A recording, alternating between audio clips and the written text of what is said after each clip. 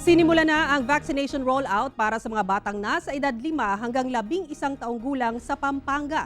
Samantala, inaasahang sa susunod na linggo pa magsisimula ang bakunahan sa naturang age group sa iba pang lugar sa bansa. Narito ang report.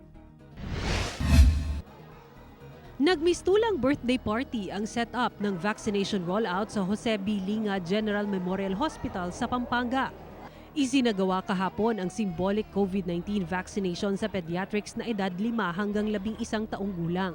Inuna ang mga anak ng mga healthcare workers sa probinsya. Gaya ng isang birthday party, hindi nawala ang makukulay na balloons, candies at prizes. At syempre, ang most awaited na magic show. Ayon sa mga otoridad, isang paraan lamang ito para mahikayat ang mga bata at magulang na magpabakuna kontra COVID-19 bilang paghahanda sa posibleng pagbubukas ng klase ngayong taon. Nagsisimula na ngayon ang screening at registration ng Bicol Medical Center sa Naga City, Camarines Sur para sa pediatric vaccination ng mga batang edad 5 hanggang 11 taong gulang. Target ng naturang ospital na gawin ang pagbabakuna sa susunod na linggo sakaling nakahanda na at kumpleto na ang mga COVID-19 vaccine at iba pang requirements na kailangang isumite ng mga magulang na mga batang babakunahan.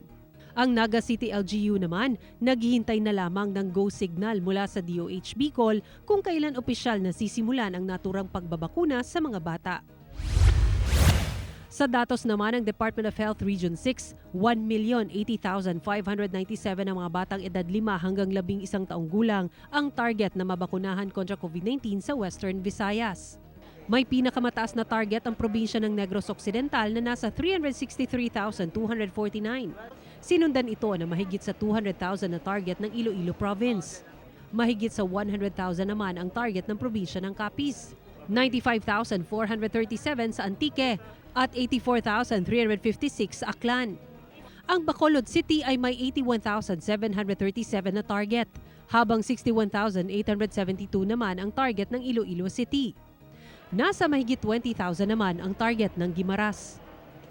Nakatakdang simula ng bakunahan sa Lunes, February 14 para sa inaasahang pagdating ng supply ng bakunang gagamitin ngayong linggo. Pinaghahandaan na din ng Cebu City ang isasagawang extended pediatric vaccination. Sisimula ng pagbabakuna sa mga edad 5 hanggang 11 taong gulang sa syudad sa February 15, kung saan inaasahang darating ang supply na bakuna. Nasa 6,000 na mga bata ang inaasahang mababakunahan. Kaya panawagan ng mga doktor sa mga magulang na huwag mag-alinlangan dahil ligtas ang gagawing pagbabakuna. Sisiguraduhin din nilang kakaiba ang vaccination site sa mga bata. Ato sang paninduto ng ato ang site, no? Ang ambience niya dili parehas na sa katong 12 to 17 kay more on mga bata naman gid ni sila. Sa Davao Region naman, sa Lunes pa inaasahang magsisimula ang bakunahan para sa 5 to 11 years old age group. Pero sa ngayon, hinihintay pa ang pagdating ng mga bakuna at syringes.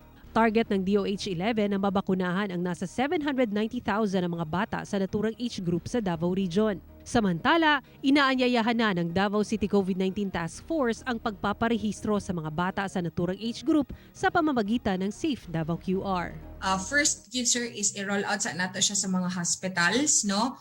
For our pilot na vaccination for 5 to 11 years old and after that, kung sa atong makita na epektibo and effective na ways and practices on that particular pilot na rollout, then we will be continuing that. Kung unsa man pud atong nakita na dili epektibo, then we will be enhancing it and modifying it. Ako si Sarah Hilomen Velasco para sa GMA Regional TV.